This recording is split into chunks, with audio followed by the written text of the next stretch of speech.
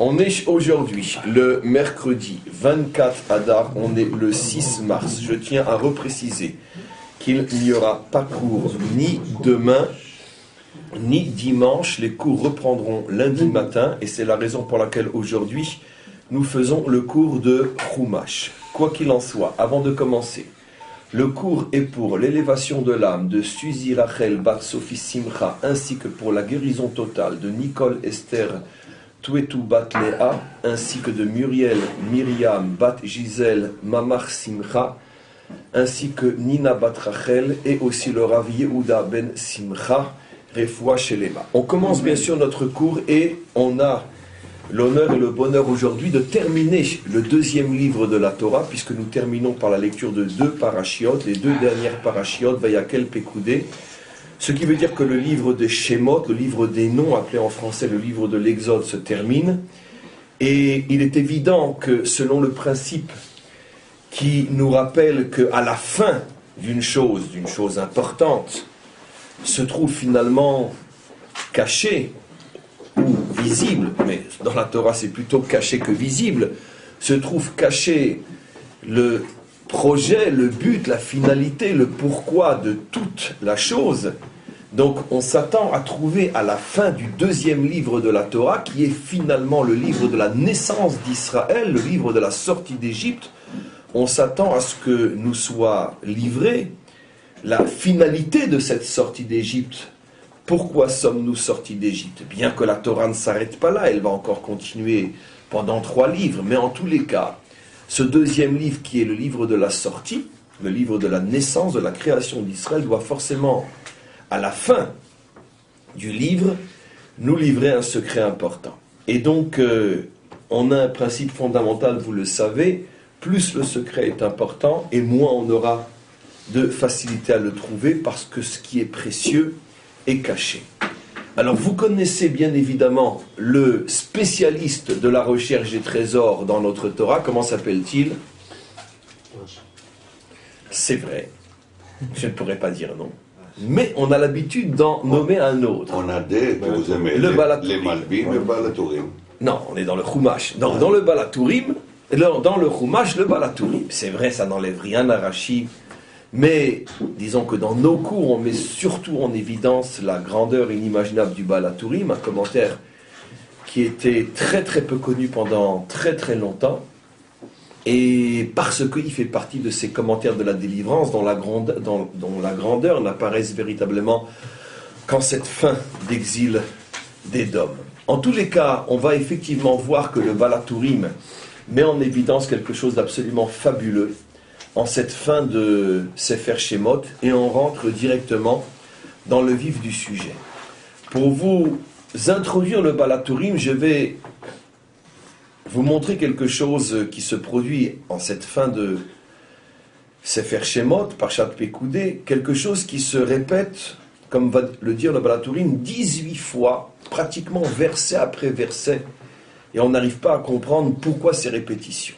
Je ne vais pas prendre les 18 répétitions, je vais en prendre au hasard. Et on nous dit la chose suivante.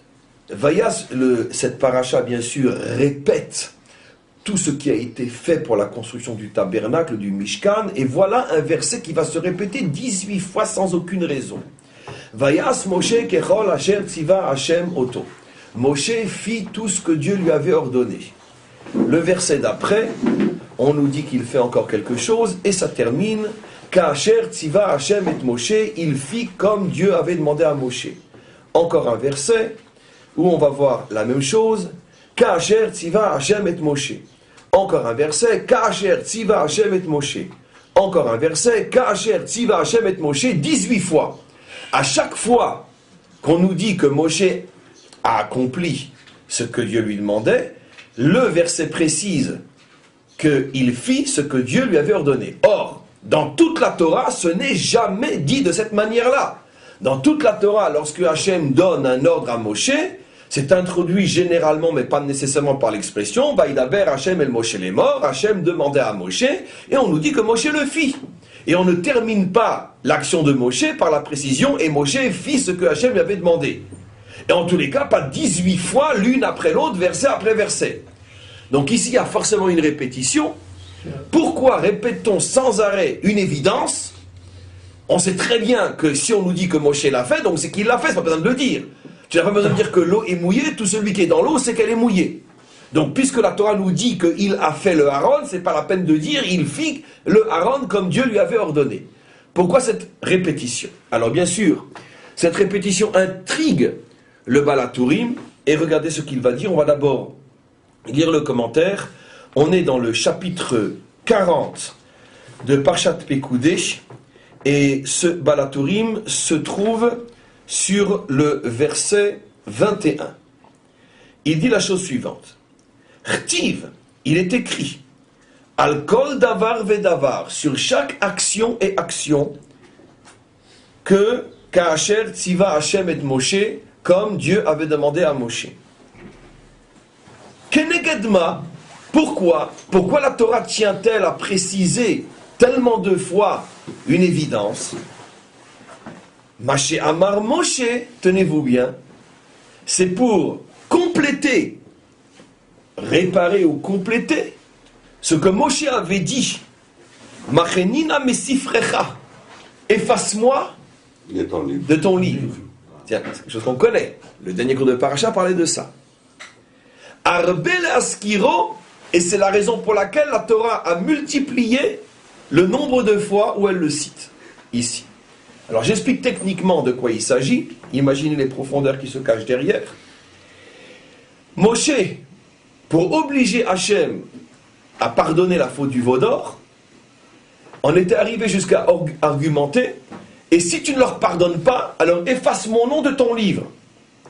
Ce qui est intéressant, c'est ce que je ne vous ai jamais expliqué ici, et ça va être l'un des sujets du cours, c'est que Moshe, ce qui est une évidence, n'a pas dit annule ton livre, efface ton livre, détruis la Torah. Il a dit efface mon nom de ton livre.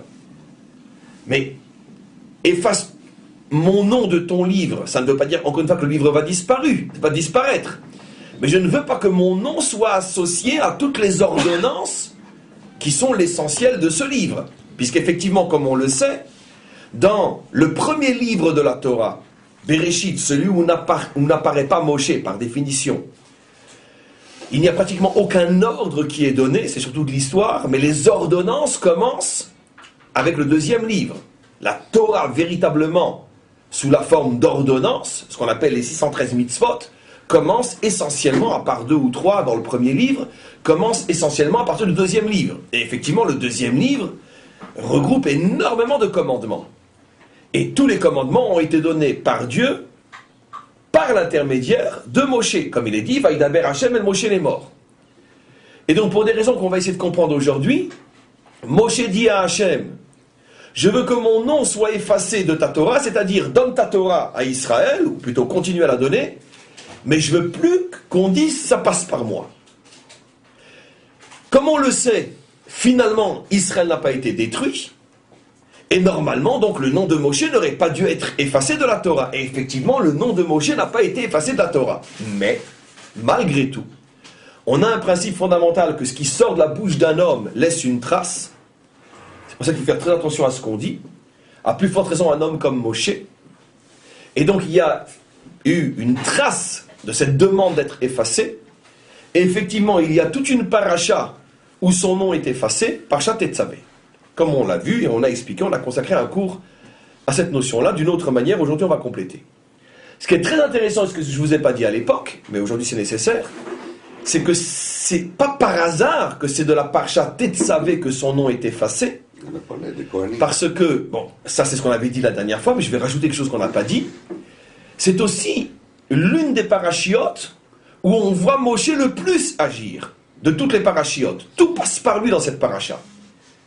Tout ce qui est dicté dans cette paracha passe par Moshe, comme on le voit dans chaque verset, et ils t'apporteront l'huile, et tu confectionneras les habits, et tu amèneras ton frère, et tu lui diras, et tu feras, mais jamais il est dit, toi Moshe, et tu. C'est une paracha qui parle de Moshe du début jusqu'à la fin, mais jamais son nom est cité. C'est la paracha, disent nos maîtres, ou de toutes les parachiotes de la Torah, Moshe est mis en évidence plus que partout ailleurs, sans être cité. Ça aussi, c'est intéressant. Si déjà tu choisis une paracha pour ne pas le nommer, pourquoi choisis-tu une paracha où il est le plus présent? Tout ça, c'est des choses qu'on va bien sûr expliquer, qui font partie de cette science inimaginable qu'est la Torah, qui dans les moindres détails nous livre des messages absolument incroyables. Et donc, quoi qu'il en soit, Hachem, à cause de la trace laissée par la parole de Moshe, enlève son nom d'une paracha où il est le plus présent, mais comme fondamentalement son nom ne méritait pas d'être enlevé de la Torah, puisque quoi qu'il en soit, le peuple n'a pas été détruit. Or lui, c'était à condition qu'il avait dit ces choses-là. Donc Hachem a voulu rattraper le manque. La nature a horreur du vide. Donc c'est des vases communicants. Ce que Dieu a enlevé d'un côté, il le rajoute de l'autre. Et donc, il y a une paracha où son nom va être surcité, anormalement. C'est dans la dernière paracha. Pourquoi? Comme par hasard. Parashat Pekoudé, où, anormalement, on va voir 18 fois et pourquoi, son nom est cité alors qu'on s'en serait complètement passé. Pour pouvoir retrouver l'équilibre créé, pour pouvoir réparer le déséquilibre, créé, après avoir, entre parenthèses, injustement, enlevé son nom d'une paracha où il aurait dû être le plus cité. Donc c'est pour rattraper cet équilibre-là. Donc pour l'instant c'est très technique, mais déjà la technicité nous montre la beauté de la Torah, comment les choses fonctionnent. Le nom de Moshe fait partie intégralement de la Torah. Et s'il est enlevé injustement d'un endroit, il doit être recité surjustement à un autre endroit. On a le droit d'inventer des mots de français, puisqu'on parle le langage de l'étude, on peut inventer des mots. Donc, injustement, surjustement. Ok, très bien. On continue. Maintenant, regardez ce que va dire le Balatourim. Et si tu comptes le nombre de rajouts, ici dans Pekoudé, Ve'em yutret pa'amim, tu vas compter que 12 fois se répète le verset 18. Comme Dieu a ordonné à Moshe. Comme Dieu a ordonné à Moshe. 18. Yutret, c'est pas Yutbet. Yutret. 18 pa'amim. Oui. Ka'asher tziva Hashem et Moshe. 18 fois il est dit comme Dieu ordonna à Moshe. Kenegdam. Et sache que c'est à cause, là il va nous révéler un chidouche absolument incroyable, à cause de ces 18 répétitions, Tiknu Yutret Brachot, qu'on a institué le Shmona Esrei, la prière fondamentale d'Israël qui compte 18 bénédictions. Il ne dit pas 19, il va en parler tout de suite. 18. Un chidouche incroyable du Balatourim. Comme le Balatourim est aussi un grand posek, c'est pas seulement un darshan, c'est un grand posek, le Balatourim qui est la base fondamentale de tout Shulchan Arour.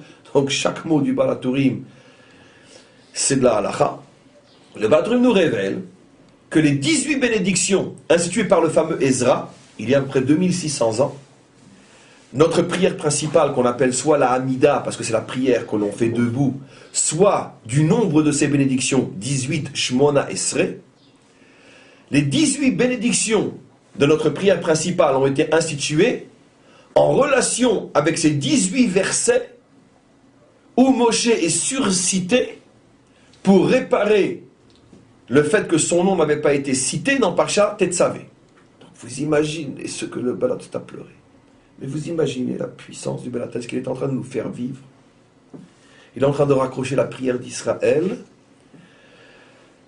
à la fin du livre de Shemot, au nom de Moshe, à la faute du Vaudor, puisque tout a commencé avec la faute du Vaudor, mais c'est pas fini. Il va aller plus loin encore, il va maintenant nous amener plus loin encore. Mais tu compteras qu'en vérité, il y a un 19 verset qui ressemble au 18, il y en a un 19e, celui où il est dit Ka'asher tziva Hashem ken asu. Ils ont fait ce que Dieu avait demandé. Un verset un peu plus haut, je le cite, le verset 43 du 19e chapitre, le dernier verset du 19e chapitre de Pekoudé. Vayar Moshe et kol hamlacha. Moshe vit tout le travail accompli. Veine asu ota. Ils l'ont accompli, Israël. Ka'asher tziva Hashem ken asu. Comme ce que Dieu avait demandé, ils l'ont fait. Le verset est en trop. Tu viens de dire qu'ils l'ont fait. Tu viens de dire, Vayar Moshe et kol hamlacha veine asu ota. D'accord. Donc pourquoi répéter Ka'asher tziva Hashem ken asu? Et c'est la même forme grammaticale que les 18 autres répétitions Ka'asher tziva Hashem, sauf que dans les 18 autres, c'est marqué Ka'asher tziva Hashem Et Moshe. et Moshe, Et là c'est marqué Au pluriel. Vehine asu, ken asu. Pourquoi? Les 18 fois s'adressent à Moshe, la 19e fois s'adresse à Israël. Donc en vérité, il y a 19 répétitions, 18 qui concernent Moshe, une qui concerne Israël. Le Baal HaTurim va nous expliquer cette 19e fois, elle est en rapport à quoi?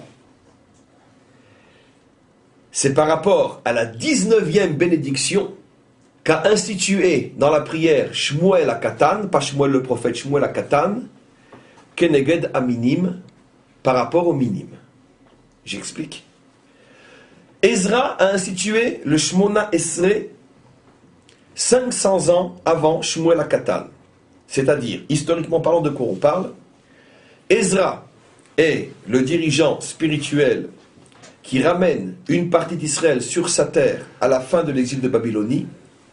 Et c'est plus ou moins à son époque que commence à être reconstruit le deuxième temple. Le deuxième temple va durer 420 ans. Au moment où il ramène Israël sur sa terre, il institue ce qui aujourd'hui est pratiquement, j'ai pas un livre de prière devant moi, peu importe, supposons que c'est un livre de prière, pratiquement 90% du livre de prière a été institué par Ezra et son tribunal, ce qu'on appelle Anshe Knesset Agdola.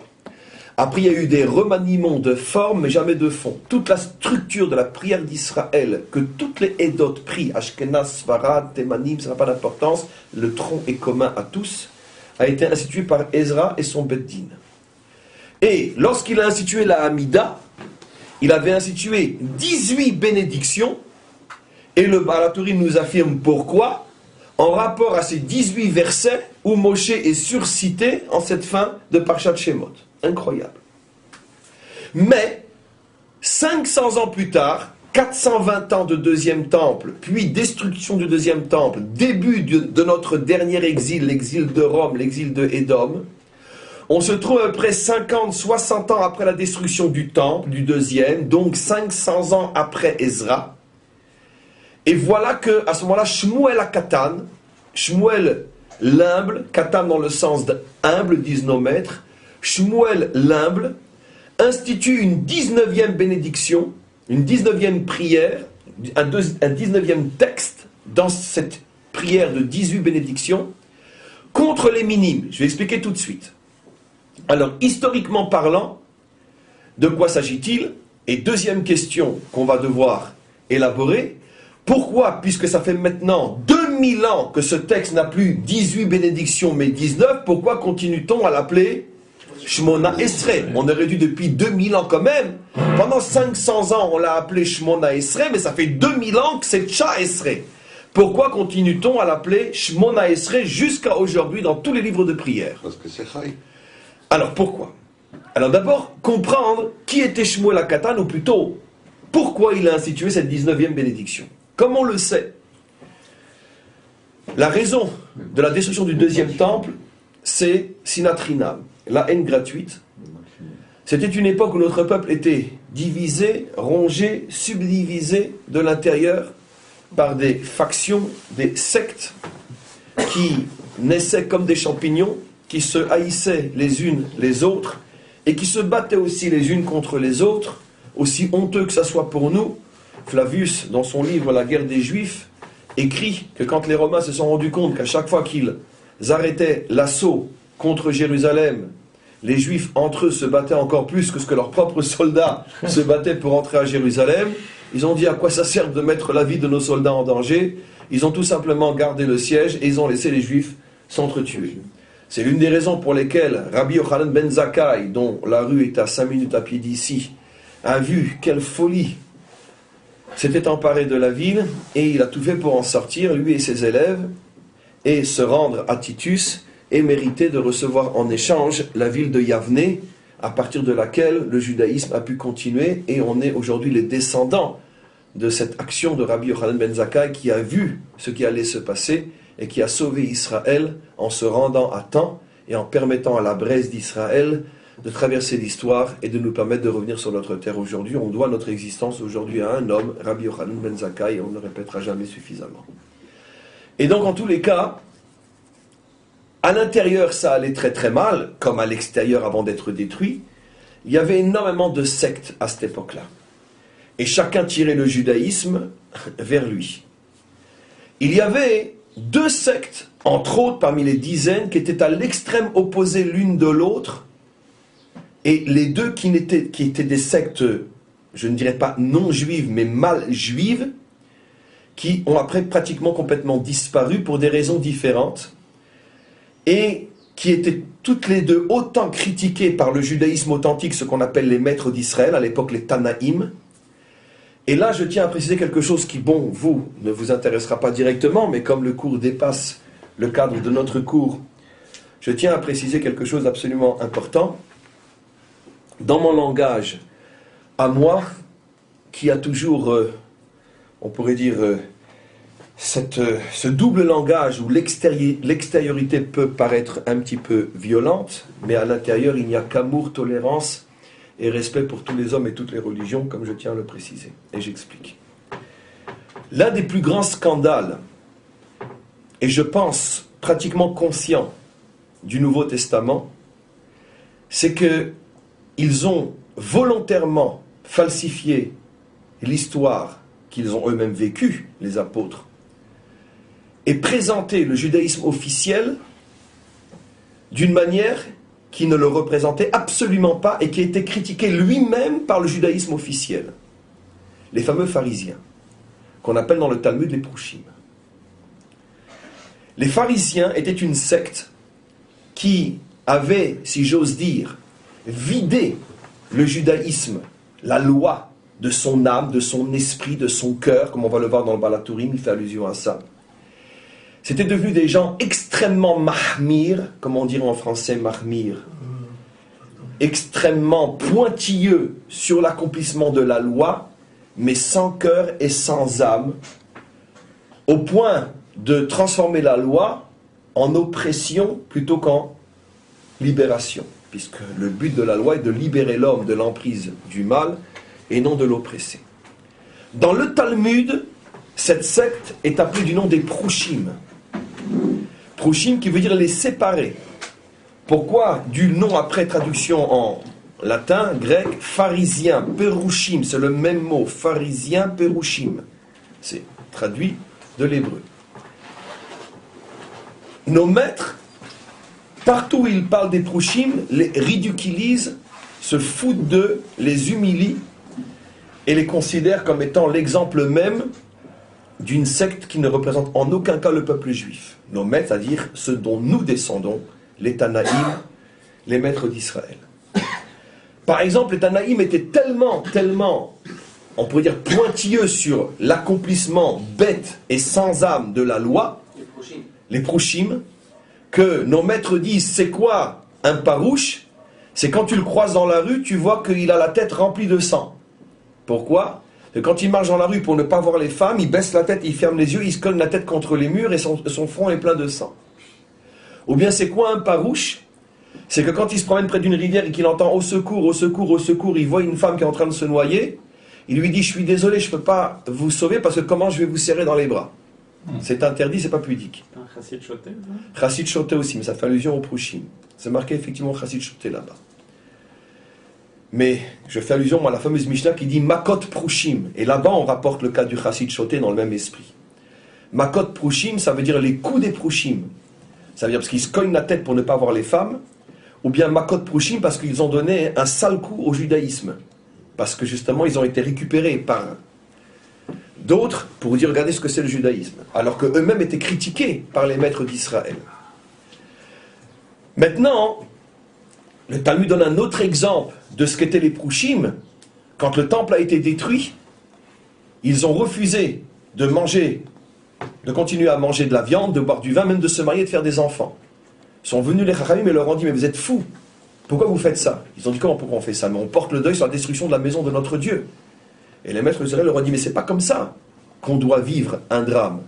Parce qu'il n'est pas question de s'arrêter, il faut continuer.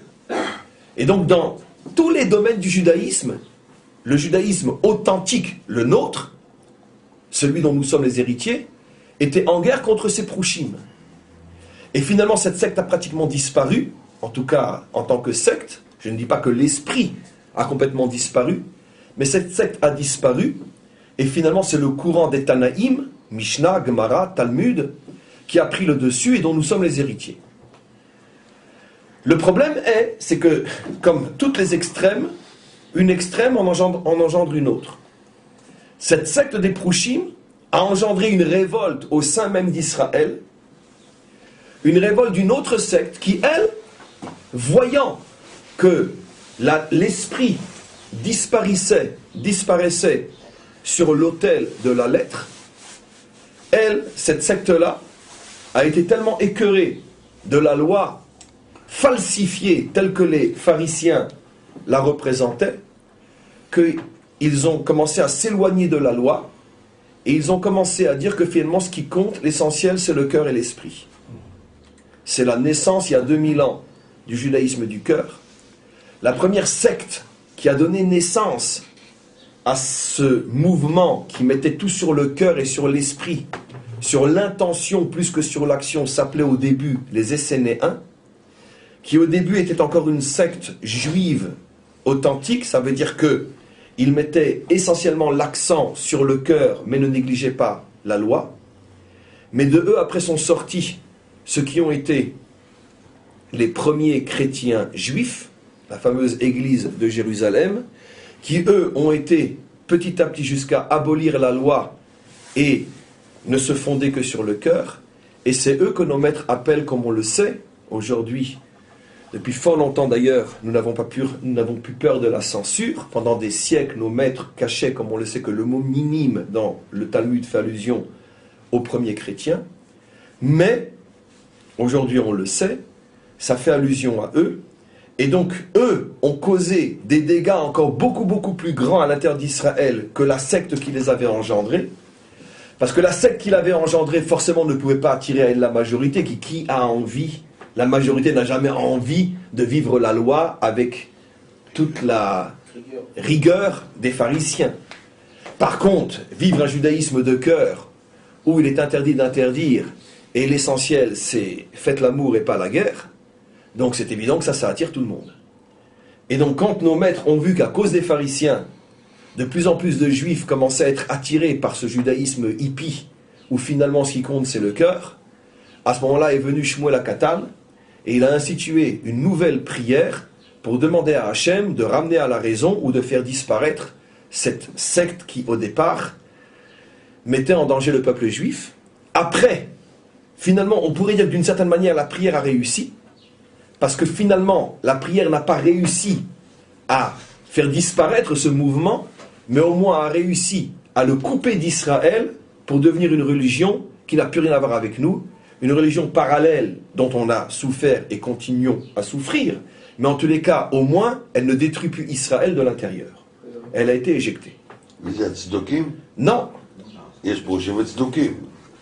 viens d'expliquer qui c'est, les Essénéens et les nouveaux chrétiens. Essénéens. Ah, je ne sais pas comment dire en hébreu. Je ne sais pas comment on dit les Essénéens, comment on les appelait en hébreu les Essénéens, c'est une bonne question. C'est eux qui étaient à Qumran. Comment c'est que tu es à Qumran, oui. C'est là qu'on a retrouvé les manuscrits de la mer morte, etc. C'est ceux qui étaient à Qumran. Les Siim, c'est là qu'on trouve les Siim. Alors c'est les Siim. Essénéens, Siim, etc. Ouais, les Siim. C'est eux la matrice du christianisme. Maintenant, pourquoi j'ai dit tout à l'heure, mais je ne vais pas y consacrer mon cours, que ce que je suis en train d'expliquer, qui j'espère sera un jour traduit en 70 langues, est l'une des plus grandes falsifications semi-conscientes des apôtres pour justifier leur approche, parce que quand vous lisez le Nouveau Testament, vous n'avez aucune allusion au fait que le judaïsme était autre chose que les pharisiens. Alors que eux-mêmes savaient très bien que les vrais maîtres d'Israël critiquaient les pharisiens encore plus et plus virulemment que eux-mêmes. Donc ils ont consciemment ou inconsciemment menti et falsifié l'histoire pour faire croire que le judaïsme c'était le judaïsme des pharisiens, et effectivement le judaïsme des pharisiens n'était absolument pas recommandable. Mais déjà à cette époque-là, les pharisiens, ce qu'on appelle les prouchim, étaient humiliés par les vrais maîtres d'Israël, les maîtres de la loi, de la véritable loi, avec plus de virulence encore que ne l'ont fait les apôtres.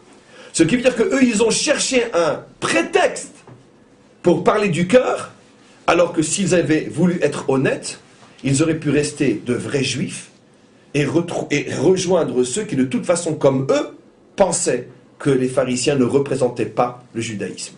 Mais comme ça servait leurs intérêts, ils se sont servis de ce judaïsme falsifié et faux pour justifier leur démarche et fonder ce qui allait devenir pendant un siècle le christianisme juif, et après, grâce à Dieu, une nouvelle religion qui n'a plus rien à voir avec nous. Quand je dis grâce à Dieu, parce qu'au moins elle a terminé à ce moment-là de nous détruire de l'intérieur.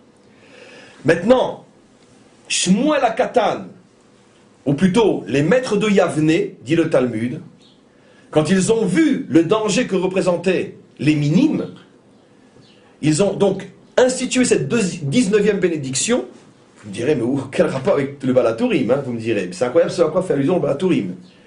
Et elle a été insérée dans cette, qu'est-ce qu'on dit, Ulamini Maltei Tigva, on demande à Dieu de ne donner aucun espoir à la religion des minimes. Et je dis encore une fois, la prière a été réussie, en ce sens qu'il n'y a plus de minimes à l'intérieur du peuple juif. Ou tu es chrétien ou tu es juif, mais tu ne peux pas être les deux à la fois, c'est impossible. Comme disait... c'est quoi les réformés? Comment? Les réformés. C'est encore... Tu as raison, c'est pour ça que tu as 100% raison. Mais tu as raison, c'est pour ça que j'ai dit tout à l'heure que l'esprit n'avait pas disparu. Mais tu as raison, disons que les réformés, malgré tout, oui, mais pas la même puissance, mais bon, je ne vais pas consacrer le cours à ça. Mais disons oui, mais. C'est pour ça que j'ai dit que l'esprit n'avait pas vraiment disparu. Mais en tous les cas, Israël aurait pu disparaître si les minimes n'avaient pas été éjectés. Heureusement, ils ont été chassés, ils se sont fondés en religion nouvelle, et Israël a pu continuer la route une fois que le danger a été écarté. Ça n'a pas écarté les coups et les dangers, mais ça a écarté ce qui est pire que tout, la destruction de l'intérieur, l'implosion. Et donc, c'est pour ça qu'on est toujours là aujourd'hui, grâce à Shmuel HaKatan. Maintenant, on avait posé une question, et après on va revenir sur le Balatourim. Alors, pourquoi, depuis 2000 ans, n'appelle-t-on pas la prière Tcha Esrei, 19 au lieu de 18? L'intention est évidente, parce que ici il y a une allusion au fait qu'en instituant cette 19e bénédiction, nos maîtres savaient que même si le problème avec les minimes durerait peut-être longtemps, malgré tout ça ne serait que provisoire, parce qu'un jour viendra où l'humanité tout entière se rendra compte qu'on ne peut en aucun cas vivre sans loi, et que l'amour ne peut pas tout réparer, c'est absolument impossible.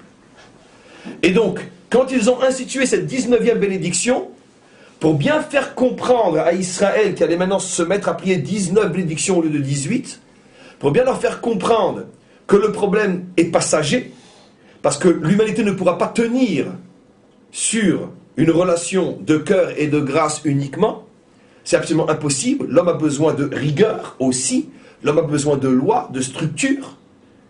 On ne peut pas concevoir que la relation à Dieu est une relation uniquement de recevoir sans s'engager et sans se limiter et sans se soumettre. Pour bien nous faire comprendre que cet esprit ne pourra pas durer longtemps, on a continué à appeler la prière Shmona Esrei, 18, comme pour dire les 18 premières, elles ne changeront jamais, mais la 19e, un jour, on en aura plus besoin.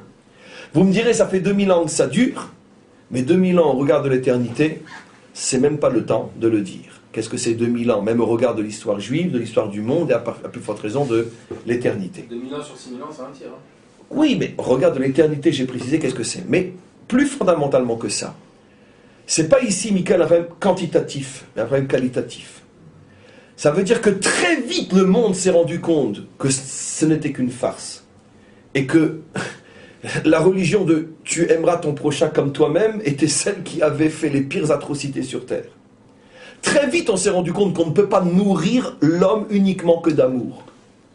Maintenant, ça dure quantitativement parlant longtemps parce qu'il y a des intérêts et surtout beaucoup d'argent derrière qui fait, et de puissance et de pouvoir qui fait que ça a la vie longue, comme on le sait. Et on sait tous l'une des raisons pour lesquelles le pape a démissionné. On sait très bien quel scandale il y a derrière. Mais quoi qu'il en soit, ça dure longtemps quantitativement, mais qualitativement, très vite, le monde s'est rendu compte que finalement, au nom de l'amour, on ne faisait que massacrer les hommes. Donc, c'est pour ça qu'on a continué à dire Shmona Esrei 18 et non 19, pour bien prévenir le monde que de toute façon, la farce ne durera pas longtemps. Ça, c'est ce qui s'est passé. Donc, maintenant, ce qui est très intéressant, c'est que le Baal HaTurim dit que l'allusion à cette 19e bénédiction est en rapport avec le 19e verset qui, lui, ne dit pas que Moshe fit ce que Dieu avait ordonné, mais que Israël fit ce que Dieu avait ordonné. Alors, pourquoi les 18 premières sont liées à ce que Dieu a ordonné à Moshe? Pourquoi la 19e contre les minimes est liée à ce que Israël a fait après avoir été ordonné? Comment tout ceci est lié au veau d'or? Et juste une remarque encore, on comprend donc que finalement ce Baal HaTurim traverse toute l'histoire d'Israël, ses débuts, la faute du veau d'or, il arrive après à l'exil de Babylone et reconstruction du deuxième temple, Ezra, il arrive à Shmuel HaKatan et les minimes, jusqu'à la délivrance finale. C'est-à-dire que ce Baal HaTurim contient le secret de toute l'histoire d'Israël. Je vous avais expliqué que forcément, à la fin du deuxième livre, doit se cacher un message qui justifie tout le pourquoi du deuxième livre, qui est la naissance d'Israël. Et le Baal HaTurim explique ici, dans son langage plus que codé, quel est le secret de l'élection d'Israël. Pourquoi sommes-nous le peuple de Dieu? Parce que justement, nous sommes le peuple qui a pour mission de résoudre le problème créé par tout ce à quoi fait allusion le Baal HaTurim. Alors comme tout ça c'est lié à la faute du veau d'or, on va donc remonter à la faute du veau d'or une fois de plus. Il y a toujours deux fautes vers lesquelles on revient toujours, la faute de Adam et la faute du veau d'or, puisqu'en réalité c'est exactement la même chose, c'est pas de moi, c'est du Midrash. Nos maîtres disent la faute du veau d'or est pour Israël l'équivalent de la faute de Adam pour l'humanité. C'est-à-dire ce sont deux fautes qui sont exactement le même problème, mais la forme change. Regardons la faute du veau d'or, et regardons quelque chose de très très intéressant, puisque tout ce commentaire s'enracine à la faute du veau d'or, puisque c'est pour ça qu'il a dit « efface mon nom », et que comme on a effacé son nom, on l'a répété 19 fois après, 18 fois, etc., etc. Donc, allons dans Parashat Ki Tisa. Le fameux verset donc qui parle de la faute du veau d'or, et regardez ce qu'on nous dit. Le premier verset du chapitre 32, Parashat Ki Tisa, dans le deuxième livre.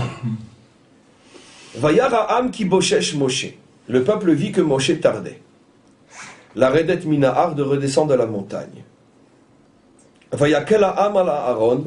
Le peuple s'est rassemblé autour de Aaron. Et là, le personnage de Aaron est fondamental. Pourquoi ils ont besoin de lui? Qu'il fasse un veau d'or tout seul. Comment ils peuvent imaginer qu'il va être coopérant? Mais peu importe, on verra. Vayomru elav, et ils lui disent Kum aselanu Elohim asher yilchu lefanenu. Lève-toi et fais-nous un Dieu. Des dieux.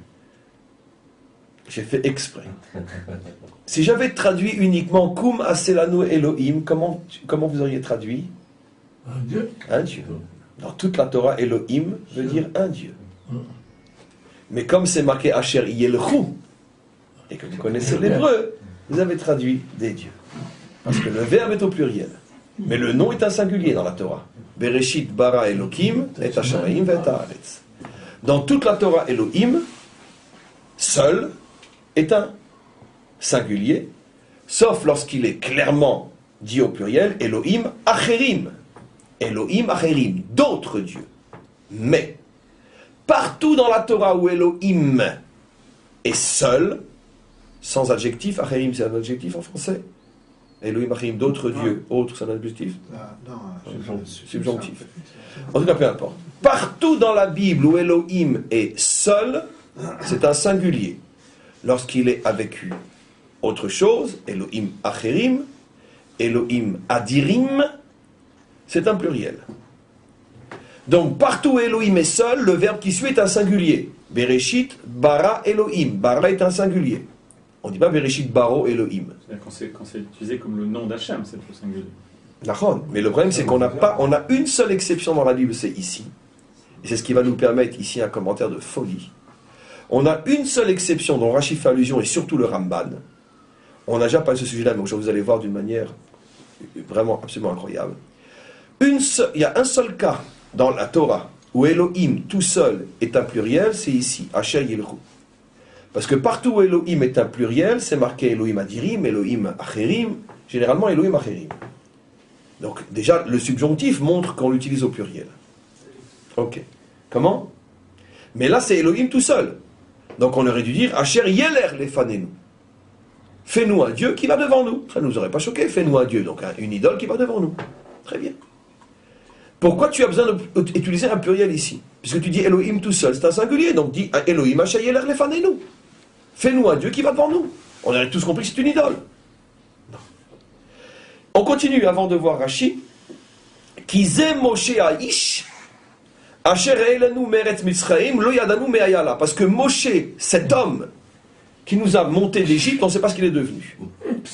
Deux questions fondamentales que posent les commentaires ici. La première, la plus simple, vous l'avez tous deviné. Pourquoi avoir besoin de préciser pourquoi préciser Moshe cet homme? Évidemment, ce n'est pas Moshe le cheval. Moshe cet homme. Tout le monde sait que c'est un homme. Moshe Aish. Qui Zé Moshe, Asher Eilanu Meretz Mitzraim, Lo Yadanu. Pourquoi dire Aish? Moshe, l'homme, l'eau mouillée. Tout le monde sait que Moshe est un homme. C'est un différencié de Peut-être. De différencier d'Hachem. Peut-être. Mais en tout cas, tout le monde comprend que la question est une question. Pourquoi préciser que Moshe est un homme? L'eau est mouillée. Et surtout, dit le Ramban, et là c'est beaucoup plus fort, parce que c'est déjà une question de Chacham. Si apparemment leur intention c'est de faire une idole, donc le problème c'est qu'ils veulent remplacer Dieu, qu'est-ce que ça va avec le fait que Moshe revient ou non? De là le Ramban prouve, entre autres, et Rashi va appuyer cette preuve, comme vous allez le voir, qu'il n'avait pas l'intention de remplacer Dieu, mais de remplacer Moshe. Tout le monde connaît ce pérouche extraordinaire du Ramban, Nachmanide, sur place dans les Mikrot Gdolot, qui prouve d'une manière quasi scientifique, c'est-à-dire irréfutable, que la faute du Vaudor, contrairement à l'ignorance entretenue depuis des millénaires, n'était pas une volonté de remplacer Dieu, mais de remplacer Moshe. Moshe n'est plus là, on a besoin d'un nouveau guide terrestre. Donc évidemment que le guide suprême reste Dieu, mais de la même manière qu'avant, Dieu se servait d'un représentant terrestre pour nous dicter sa volonté et savoir comment se diriger. On voit donc que c'est comme ça que ça fonctionne. On a donc besoin d'un nouveau représentant. Et maintenant on comprend très bien le verset. Moshe n'étant plus là, on va donc le remplacer, pas Dieu, lui, par... Voilà. Et maintenant c'est la raison pour laquelle il n'est pas dit ici Elohim Acherim, mais Elohim, pour nous faire comprendre que leur but n'était pas de remplacer Dieu. Ici, ils font entre autres allusion au fait, comme s'ils disaient à Aaron, attends, ne te trompe pas, hein, nous on ne veut pas changer de Dieu. On sait que Dieu c'est Elohim. Bon, pour ils l'ont pas appelé Havaïe, c'est une question et la réponse est évidente. Mais en tout cas, non, on dit, on veut pas Elohim Acherim, on veut Elohim. Mais ils mettent un pluriel. Et le Vaudor, c'est pour remplacer Moshe. Alors qu'est-ce qu'ils veulent vraiment? Regardez ce Rashi que vous avez, pour certains d'entre vous sans doute, lu des dizaines de fois, mais qu'on va peut-être pour la première fois expliquer ensemble aujourd'hui. Rashi se pose la question, pourquoi c'est un pluriel alors que Elohim seul est un singulier? Le verbe au pluriel et le nom au singulier. Rashi dit, pourquoi le verbe est au pluriel? Elohout arbe ivulaem. Allez les hébraïsants, comment vous allez me traduire ce que dit Rashi? Elohout arbe ivulaem. Ivu dans la chambre de Ramsou. Des divinités.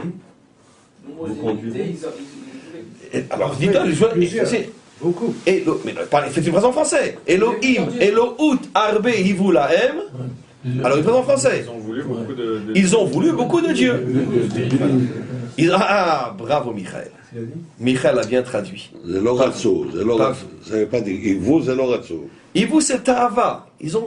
Non, Ivu c'est חפצו שיהיה להם. Ok. C'est pas... Ouais, désiré. Ils ont eu envie. Ouais. Vous avez tous traduit sauf Michael de plusieurs dieux. Non, c'est pas ce que dit Rashi. Rashi ne dit pas Elohim Rabim Ivu Lahem. Elohout Arbe. Et Arbe est un singulier. Enfin, c'est un adjectif singulier. C'est pas Rabim. Elohim Rabim. C'est Elohout Arbe. C'est un adjectif singulier. Je sais pas comment j'ai pensé, il y a une formule en français. La variable. Beaucoup de. C'est pas la différence entre beaucoup et plusieurs. Une forte et divine. Quand tu dis Un grand Dieu. plusieurs choses, ça veut dire qu'elles sont individuelles et dénombrables. Quand tu dis oh, il y avait beaucoup d'animations, tu fais pas forcément allusion à différentes choses, mais dans le sens d'intensité, quantité. C'est la différence entre la qualité et la quantité. Arbé fait allusion plus à de la qualité et Rabim fait allusion à de la quantité. Or, en plus, il ne dit pas Elohim, il dit Elokut. Il a traduit Michael par « Ils ont voulu un grand nombre de spiritualité ». Et la différence est la suivante. Elokut signifie spiritualité. Elohim signifie Dieu au pluriel. Elohim Acherim. Rachid dit non, ne vous trompez pas. Et c'est entre autres sur ça que le Ramban se fonde aussi.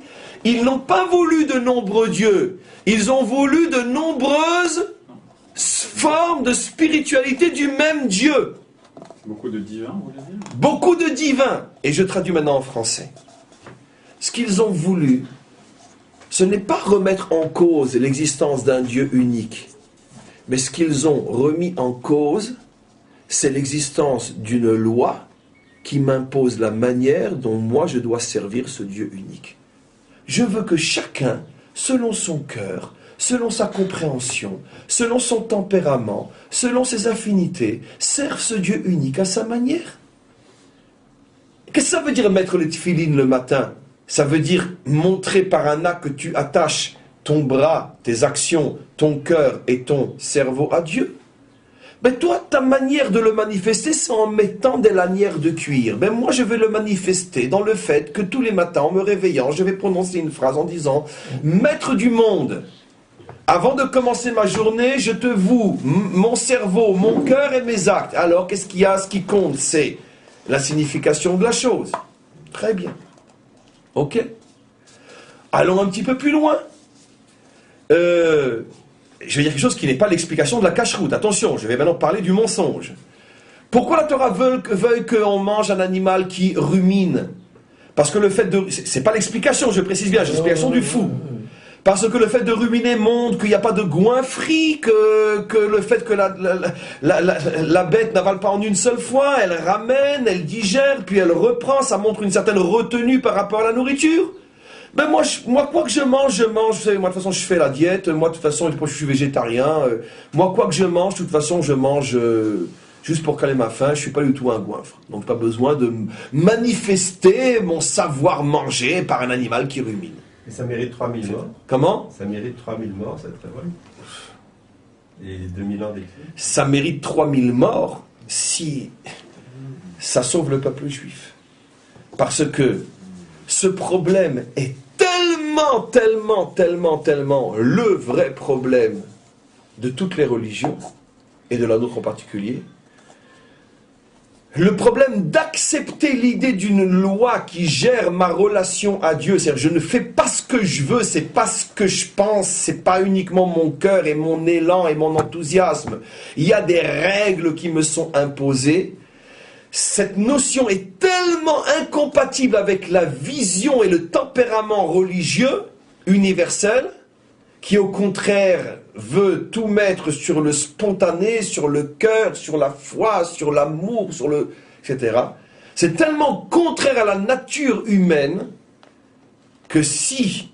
À la nature occidentale. À la nature humaine.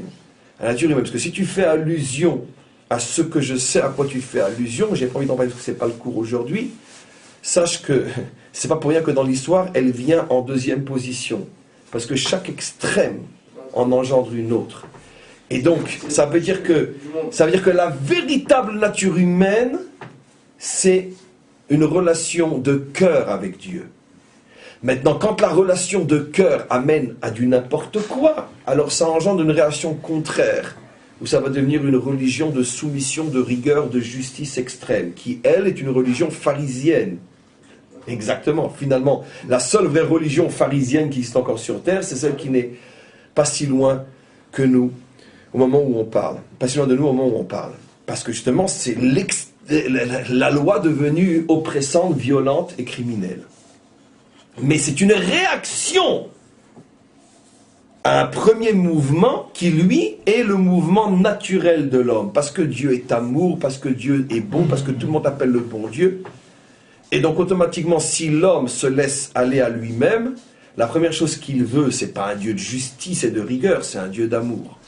C'est la raison pour laquelle aussi dans le judaïsme, la première des 3 racines d'Israël commence par un homme d'amour et pas un homme de rigueur. Parce que c'est le premier pas de l'homme, c'est toujours un pas vers l'amour avant le pas vers la rigueur. Après, on a Yitzhak qui vient corriger l'excès d'amour. Et après, le juste milieu, voilà, qui est Yaakov. Mais je reviens maintenant à ce que j'explique. Automatiquement, qu'est-ce que veut nous dire Rashi ici? Moshe était perçu par Israël comme l'homme de la loi. Ka'asher tziva Hashem et Moshe. Et la preuve que Moshe est perçu dans la Torah, par Israël comme l'homme de la loi, on le voit de 2 manières au moins, d'une manière extraordinaire. Le dernier de tous les prophètes d'Israël, qui scelle les prophéties d'Israël, Malachi, termine l'avant-dernier ou avant-dernier verset qui scelle toutes les prophéties en disant « Zirchu Torat Moshe ». Souvenez-vous de la Torah de Moshe. C'est-à-dire, souvenez-vous de la Torah de Moshe. Souvenez-vous de la Torah d'Hachem. C'est la Torah de Moshe. Non. Parce que Moshe a apporté cette spécificité dont il est lui l'auteur, la loi. C'est Hachem, la loi. Oui, mais il avait besoin d'un homme qui en soit le canal. Moshe était l'homme qui incarne l'expression de la relation à Dieu qui passe par la loi. Et la preuve, plus encore que celle que j'ai apportée, qu'est la première phrase qu'un père apprend à son fils, Torah, Tziva, Lanu, Moshe. Et tous les commentaires posent la question, pourquoi pas Hachem, Tziva, Lanu Torah, Tziva, Lanu Hachem? Non, parce que c'est Moshe qui nous a appris à accepter la Torah, c'est-à-dire la relation à Dieu, sous la forme d'une loi. Attends, j'ai pas fini, je suis loin d'avoir fini encore ce cours. De toute façon, le nom Moshe Hachem, ça manifeste la même chose, c'est le même nom. D'accord, ça on l'avait déjà vu. Oui, alors c'est le même nom. Quelle est l'importance de Torah d'Hachem qui s'explique par le nom de Moshe? Nathan, la finesse, elle est grande comme l'Himalaya ici. Hachem, on ne sait pas ce que ça veut dire. Mais par contre, la loi, elle passe par Moshe. Comme on le voit dans ce Balatourim, où 18 fois, la Torah répète que la loi, c'est Moshe. Kasher tziva Hashem et Moshe. Kasher tziva Hashem et Moshe. Comme Dieu a ordonné à Moshe. Comme Dieu a ordonné à Moshe. Alors maintenant, on comprend tout. Qu'est-ce qu'ils ont voulu dire? Moshe, l'homme, est mort. Ish. Pourquoi il appelle Ish ici? Parce que dans toute la Torah, Ish ne veut pas dire l'homme. Je vous ai entendu un piège. Ish veut dire le mari. Ish, en hébreu biblique, ne veut pas dire l'homme, veut dire le mari. La première fois que l'homme est appelé Ish dans la Torah, c'est au moment où il reçoit une épouse. Alken yikra et shemo et Isha, qui met Ish luka chazot.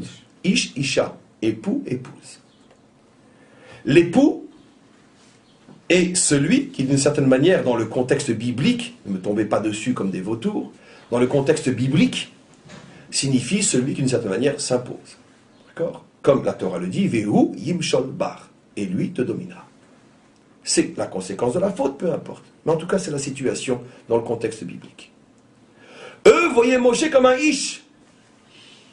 Finalement, celui qui s'impose à nous. Mais nous, on voudrait tant avoir une relation avec toi, Hachem, qui soit beaucoup plus... Nous, on a tellement envie, Elokut Arbé. On a envie de te servir, chacun à sa manière. On ne le veut pas, ce Moshe. C'est pour ça qu'ils se sont précipités. Dès qu'ils ont cru qu'ils ne reviendraient pas, ils en ont fait sa mort. Parce que Moshe est l'homme de la loi. Moshe est l'homme qui dit non. On ne fait pas Shabbat quand on veut. Écoutez, moi j'ai un magasin qui marche le samedi, je ferai Shabbat le mercredi. Mercredi, les magasins sont fermés. Ce qui compte, c'est qu'un jour par semaine, je revienne à Dieu. Shabbat veut dire revenir. Très bien. Non, le Shabbat, c'est pour tout le monde le 7e jour, et ainsi de suite. Ça veut dire que il n'y avait pas ici de remise en cause des fondements du judaïsme, mais des formes. Pourquoi faut-il que ça passe par l'ordonnance dictée par Moshe? N'oubliez pas, mes amis, que ce grand problème ne va pas s'arrêter à la faute du Vaudor. Qui est le grand qui va revenir après avec la même revendication? C'est Korah. Korah, c'était que ça. Il dit à Moshe, mais attends, mais pourquoi on suivrait tes ordres plus que les miens, ou plus que celui de quelqu'un d'autre? C'était plus fin là-bas. Parce que là-bas, c'était pas une remise en cause de la loi, mais une remise en cause de l'homme qui donne la loi. Pourquoi ce serait toi? Moi aussi. Si moi j'ai envie, moi j'ai pas envie de mettre une mezouza à un endroit qui est rempli de sifrei Torah. Moi j'ai pas envie de mettre un fil bleu à un talit qui est entièrement bleu. Ce qui compte, c'est de respecter l'esprit de la loi, que le bleu, d'une certaine manière, fait partie de la mitzvah. Ou que la mezouza représente la Torah. Donc si j'ai plein de livres de Torah, je besoin d'une mezouza. C'est déjà beaucoup plus sournois comme discussion, mais c'est toujours la même chose. Pourquoi Moshe serait le seul canal de la relation à Dieu? Et si moi j'ai envie de le servir autrement? Elohut arbe hivu lahem. Toutes sortes de services divins, il désirait. Pas toutes sortes de dieux, toutes sortes de services divins. Jusqu'à aujourd'hui, et c'est pour ça que j'ai hésité quand tu as parlé de la réforme. Je dirais que la réforme, c'est plutôt le Vaudor plus que le christianisme. C'est plutôt le Vaudor. Ça veut dire, non, on est juif, on veut être juif, parce que tu dis, un réformé ne veut pas être chrétien. Oui, mais je pense que malgré tout, tu as raison, mais je pense que dès le départ, c'est pas la même chose. Je pense que là, c'est plus un homme de Vaudor. C'est-à-dire, laissez-nous, selon notre contexte à nous, de juifs américains, vivant dans un monde nouveau, moderne, vivre un judaïsme qui est plus approprié à... Bon, peu importe, de toute façon, l'un et l'autre sont pour nous aussi dangereux. Mais quoi qu'il en soit, le Vaudor, c'était ça. Le Vaudor, c'est cette revendication que Israël ne supportait pas Moshe. Et dès qu'ils ont cru s'être débarrassés de Moshe, disent à Hachem, disent à Aaron, laisse-nous servir Dieu comme on l'entend nous-mêmes.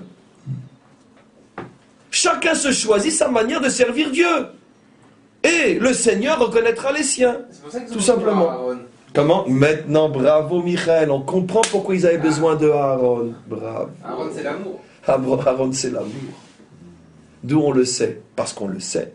Et deuxièmement, nos maîtres nous le font remarquer gros comme une Himalaya. Au moment de la mort de Moshe, il est marqué que tous les adultes le pleurèrent pendant 30 jours. Et à la mort de Aaron, il est marqué que tout Israël, hommes, femmes, enfants, le pleurèrent. Qu'est-ce que disent nos maîtres? Moshe n'était pas aimé de tous. Aaron était aimé de tous. Et qu'est-ce que disent nos maîtres dans le Talmud? Quelle est la définition d'un bon dirigeant spirituel? Celui que personne n'aime. Pourquoi? Parce que si tout le monde l'aime, il ne fait pas son travail. Donc automatiquement, Aaron n'était pas un dirigeant. Aaron, c'était l'homme de l'amour. Il n'avait pas de problème. Quand il rencontrait quelqu'un dans la rue qui était comme ça, il disait, mais qu'est-ce que tu as? Pourquoi tu es malheureux?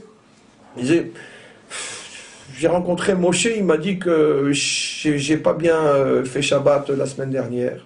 Il m'a grondé. Bon, c'est pas grave, écoute, tu as fait le maximum, mais tu feras mieux la fois prochaine. Non, mais c'était pas dans le sens, pas dans le sens de négliger. Lui, il a porté une autre dimension, la dimension de la compréhension, de relever l'homme, pas de l'écraser. Qu'est-ce que disent les maîtres du Talmud dans Masechet Sanhedrin sur Moshe? Moshe est représenté par le proverbe talmudique qui dit Yikov Hahar et Adin. Moshe dit la loi, qu'elle fasse péter les montagnes. Mais s'il y a une montagne qui s'oppose à la loi, que la montagne pète. Il n'y a pas de concession avec Moshe, c'est la loi. Je n'ai pas dit comme les pharisiens, car Moshe n'a pas besoin d'apporter des preuves combien il a aimé ce peuple. Mais Moshe, c'est la loi. Aaron, non. Aaron, non. C'est pas comme ça. Mais Aaron pouvait se permettre d'être un homme d'amour, parce que lui, il n'a pas de peuple à diriger. C'est facile de parler d'amour quand on n'a pas de responsabilité et qu'on peut vivre un peu comme un utopiste et un inconscient. C'est évident. Mais quand tu vis dans un monde bien concret, construis un monde uniquement sur le pilier de l'amour. C'est impossible. Impossible. Donc automatiquement, on comprend pourquoi ils vont chercher Aaron. Non que Aaron n'est pas nécessaire dans notre peuple, comme on va le voir dans le Balatourim, non qu'il n'y ait pas besoin d'amour. Mais Aaron représente un autre pilier. Et quand eux, ils ont voulu justement une religion beaucoup plus libre, beaucoup plus spontanée, une religion qui n'est pas la religion de la loi, mais la religion de l'amour, la religion de Elohut Arbe, de plusieurs facettes du divin, et pas une loi qui fait rentrer tout le monde dans le même dans le même processus, tout le monde, le matin, pour manifester le fait qu'il s'attache à Dieu, met une paire de tefilines, et tu ne feras pas autrement. Et pour te souvenir de la sortie d'Égypte dans quelques semaines, ça ne te suffira pas d'en parler, il faut que tu manges de la matzah, d'accord? Et ça va même, et tu devras boire des coupes de vin. Oh, tu ne peux pas dire, écoute, mais moi, les 4 coupes de vin représentent la liberté, mais moi je suis un homme libre, non, ou bien je vais étudier un texte sur la liberté, non, tu dois boire 4 coupes de vin. C'est ce qui énervait les Juifs, et qui jusqu'à aujourd'hui, un instant Eric, les énerve, et jusqu'à aujourd'hui, comme on le sait, 99,9% des problèmes qu'on a avec notre Torah s'enracinent dans ce problème unique. Mais pourquoi pour être juif, je dois d'Afka faire ça? Et parce que je ne le fais pas, je suis moins juif que toi? Ça veut dire quoi? Ça veut dire quoi? Alors, et alors, si vous dites ça en plus à un Israélien, quand je dis toujours le test, d'accord? Quelqu'un m'arrête dans la rue, mais toi, t'es pas juif. Je ne peux même pas me mettre en colère parce que je ne comprends pas ce qu'il veut de moi. Allez à Tel Aviv, à une terrasse d'un restaurant, le Shabbat, arrêtez-vous près de quelqu'un qui est en train de fumer, il dit, toi, t'es pas juif. Vous terminez pas la phrase, il vous casse la figure. Moi, pas juif! Pourquoi il vous casse la figure? Donc ça veut dire qu'il est juif. Alors pourquoi tu fumes Shabbat? Attends, en quoi le fait de fumer Shabbat remet en cause le fait que je suis juif? Pourquoi? Mais je suis juif. Non. Cette relation entre la loi et l'identité juive est jusqu'à aujourd'hui, même pour nous juifs, la plus grande difficulté que nous avons. Maintenant, sachez pas du cas extrême, parlons de gens comme nous. On sait tous qu'on ne fait pas à 100% tout ce qu'on devrait faire. Maintenant, cette partie-là, je ne l'enregistre pas. Pourquoi chacun d'entre nous fait plein de fautes dans la journée? Pourquoi? Parce que ce qu'on ne fait pas bien, qu'est-ce qu'on se dit au fond de soi-même? Bon, allez, c'est pas si important que ça, faut pas exagérer. Attends, on ne va pas me dire que le maître du monde est pointilleux sur ce truc-là, franchement. Donc, on n'arrive pas à prendre au sérieux que ça passe par là. Ça, c'est Moshe. Il y a un instant, oui. Intéressant, c'est que justement, on a appelé cette idole-là le Hegel. Alors que d'ailleurs, dans les Télim, il appelait plutôt Shor. Mais on l'appelait Hegel parce que c'est comme un bébé, c'est-à-dire c'est un veau, c'est-à-dire que la relation qu'il y a avec... ils ont voulu être finalement comme des enfants qui ne sont pas encore soumis à la loi, finalement. Bravo.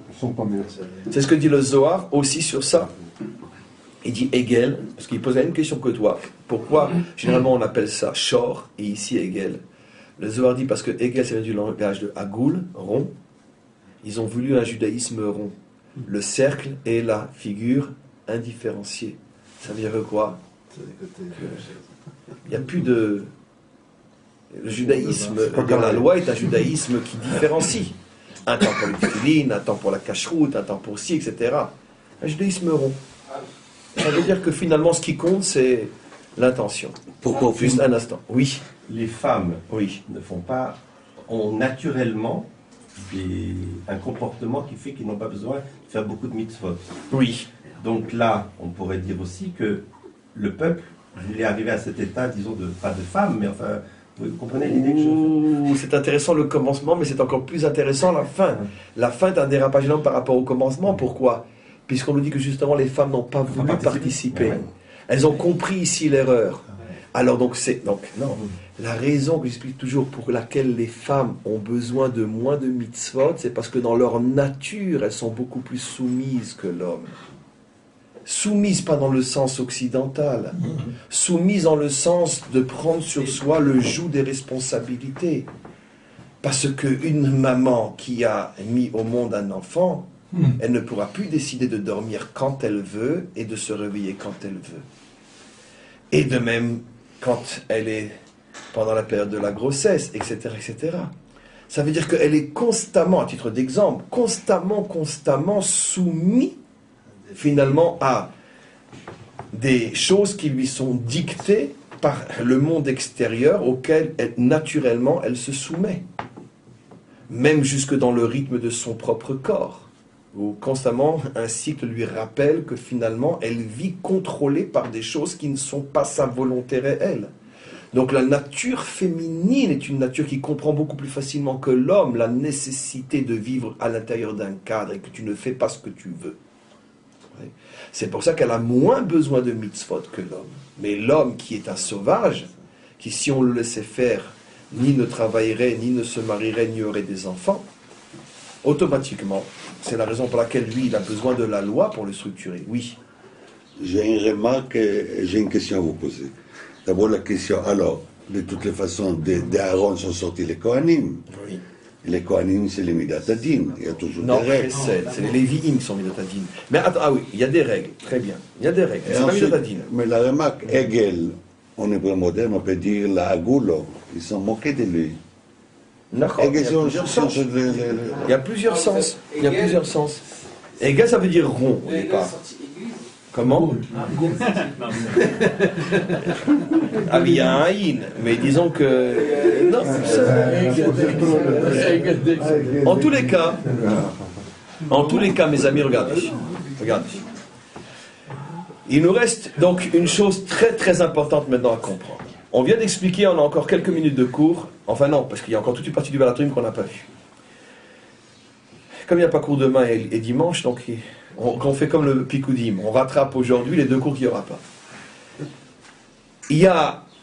On comprend maintenant, on a pratiquement terminé ce Balatourim, enfin la partie qu'on a lue, il nous reste une ligne à lire. Une ligne qui vaut des centaines de cours si on avait le temps. Donc on a expliqué qu'est-ce qu'il y a. Tant que Moshe était là, Moshe avec le charisme qu'il a, avec la force qu'il a, avec ses Moshe, Israël se soumet à cette relation à Dieu qui passe par la loi. Mais dès qu'ils ont l'impression qu'ils se sont débarrassés de Moshe, ils viennent à Aaron en lui disant, écoute, puisque toi aussi tu es un homme important dans le peuple, c'est-à-dire ce qui signifie que ce que tu représentes, l'amour, le cœur, etc., ça a aussi une place dans le judaïsme, deviens-toi notre guide, laisse-nous servir Dieu comme on le veut. Et pour signifier cela, on va faire un Hegel, maintenant d'après l'explication du décodage zoharique, c'est-à-dire, laisse-nous finalement faire un judaïsme rond. C'est pour ça que quand Moshe vient, il les voit en train de faire une ronde autour du Hegel. Parce que dans une ronde, tout le monde est identique. Ça veut dire qu'un judaïsme indifférencié, dans le sens qu'il n'y a plus la loi qui justement nous structure et donc différencie, dans le sens de structure, les moments, les actions, etc.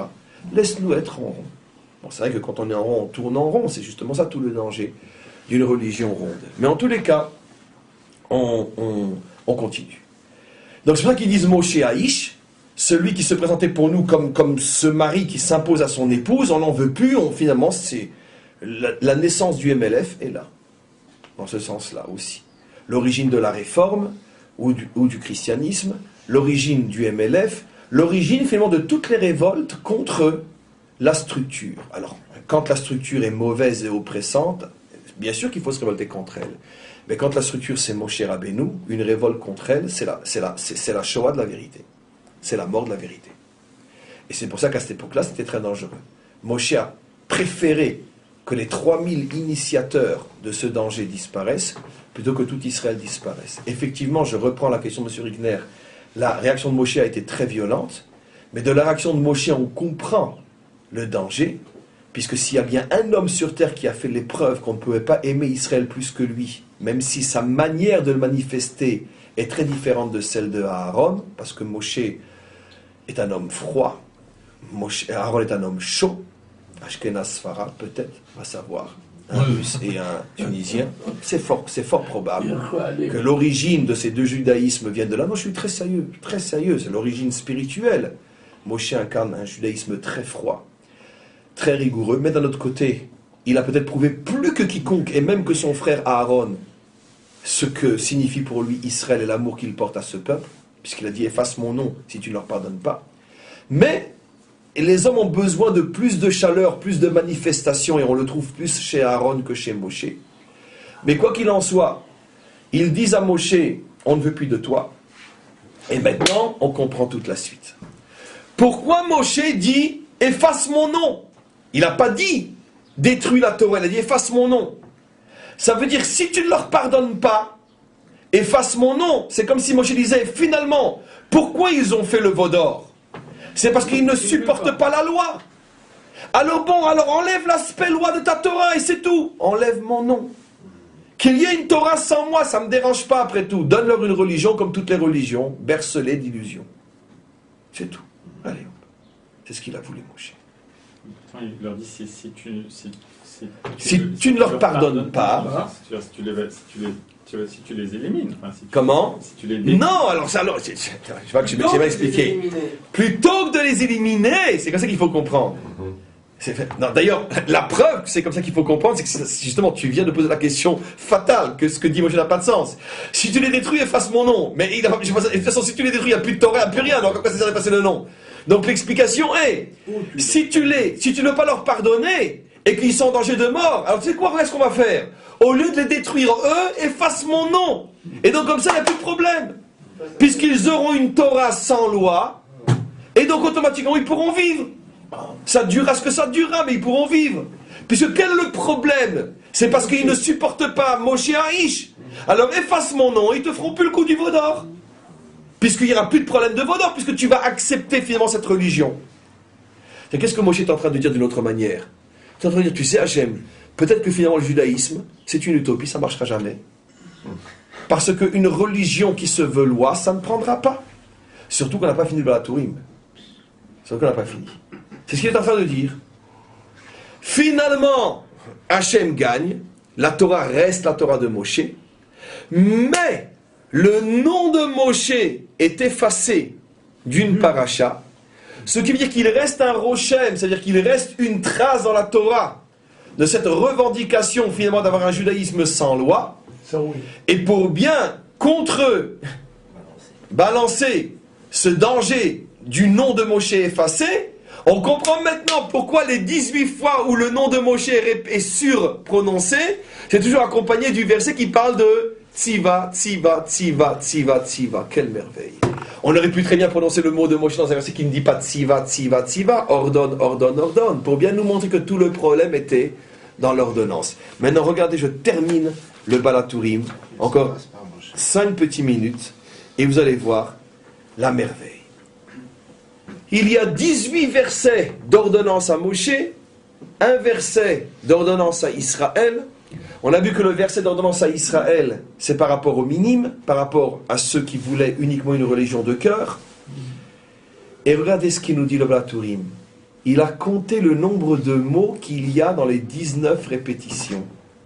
Et il trouve qu'il y a 113 mots dans les 19 répétitions. Tiens. Ça vous fait penser à quoi 113? À vous et à moi, rien. Même si on nous donne 1000 ans pour le trouver. Mais au Balatourim, en quelques secondes, il le trouve tout de suite. Sans ordinateur, sans Google, sans les logiciels faits par l'université de Bar-Ilan. 500 par 100, ça fait 500 et 113, 113. ça fait 613. 113. Le chiffre 113 vous fait penser à quoi? Vous ne trouverez jamais. Trouverez jamais. Vous ne trouverez jamais. Je ne pense d'ailleurs pas qu'il y a un logiciel qui a pensé à le trouver. Vous ne trouverez jamais. Mais le Balatourim, petit juif allemand, sur les bords du Rhin, en train de suffoquer dans ce ghetto crasseux dans lequel la religion de l'amour avait enfermé les juifs, là-bas tout seul, à la lumière d'une petite bougie, il entend 113, tac! Il dit, mais toi, c'est les 113 fois où le mot cœur est dit dans la Torah de Moshe. 113 fois le mot cœur, lève, est répété dans la Torah de Moshe. Quelqu'un a un doute que ce commentaire-là n'est pas d'inspiration divine? Vous pensez qu'il s'est amusé à compter tous les mots pour savoir lequel était répété 113 fois? Il y a 10 millions de mots dans la Torah, il va tous les compter pour savoir lequel est répété 113 fois? Pleurez, vous avez le droit. Vous, on ne vous voit pas, moi je sais pas ce que je suis dans la caméra. Pleurez, mais pleurez d'être les enfants de ce peuple qui a de tels maîtres. 113 fois. 113 fois. 113 fois. Mais d'où il le sait? Si ce n'est pas une inspiration divine qui lui vient d'en haut, d'où il le sait? Et donc il dit, il fallait le faire. Se mettre à compter le nombre de mots dans ces 19 trucs, voir 113 et tout penser aux 113 cœurs. C'est peut-être 113 Adam, peut-être 113 Shamaïm, peut-être 113 Erez, il n'y a pas tous les compter pour savoir 113. Donc c'est quelqu'un qui ne les a pas comptés, ça lui a été révélé. Comme tout enseignement authentique, c'est révélé. Donc, il nous dit que ces 113 mots correspondent aux 113 fois où le mot lève, cœur est dit dans la Torah. Ce qui veut dire que dans les 119 répétitions où on met en évidence Moshe et l'ordonnance, dans les 19, 19 ou 18, où on parle de l'ordonnance adressée à Moshe, le nombre des mots pour parler de ces ordonnances fait allusion au cœur. Au cœur. Qu'est-ce que le Batouim veut nous suggérer ici? Que le vrai judaïsme, l'authentique, celui de Moshe, c'est celui qui arrive à unir la loi et le cœur. La loi et le cœur. Et ça, c'est tout le projet d'Israël. C'est pour ça que c'est la fin du deuxième livre de la Torah. Parce que dans ce monde, comme on le sait, il n'y a que des extrêmes.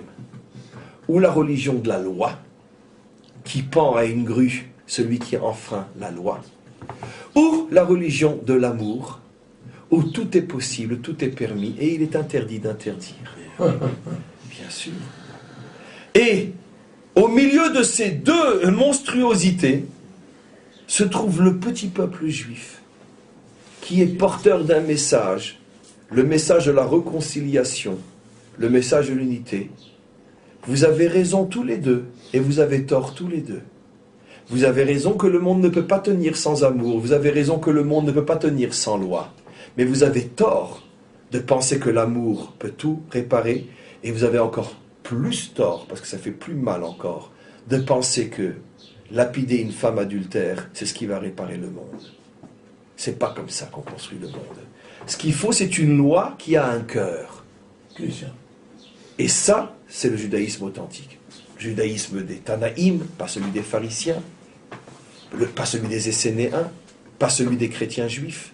Le judaïsme authentique, le nôtre, celui que nous vivons aujourd'hui, celui que le monde ne veut pas voir, ce judaïsme qui arrive à unir à la perfection la loi et l'amour. Ce judaïsme-là est le judaïsme de la délivrance, c'est celui qui se construit et se reconstruit de plus en plus sur notre terre, et c'est celui-là qui va éclairer Bezrat Hashem l'humanité tout entière. Et donc on voit que finalement dans ce Balatourim, on traverse toute l'histoire du peuple juif en 3 mots, en 3 lignes. Toute l'histoire d'Israël est dictée ici, jusqu'à la délivrance finale, où finalement l'humanité tout entière va revenir au bon sens, qui est la loi et l'amour, le corps et l'âme, la lettre et l'esprit, l'action et l'intention. Et c'est uniquement les deux réunis qui donnent la vie, car comme on le sait, la vie est l'union du corps et de l'âme, de l'esprit et de la lettre, de l'action et de l'intention. C'est seulement lorsqu'il y aura les deux ensemble que l'on pourra avoir Bezrat Hashem, la vie véritable. Comme je le répète, il n'y aura pas de cours ni demain ni dimanche, et on se retrouve lundi, Bezrat Hashem, lundi avec un cours, comme c'est décalé, un cours sur les Gilgulim, et mardi le cours de Talmud, Bezrat Hashem. Shabbat.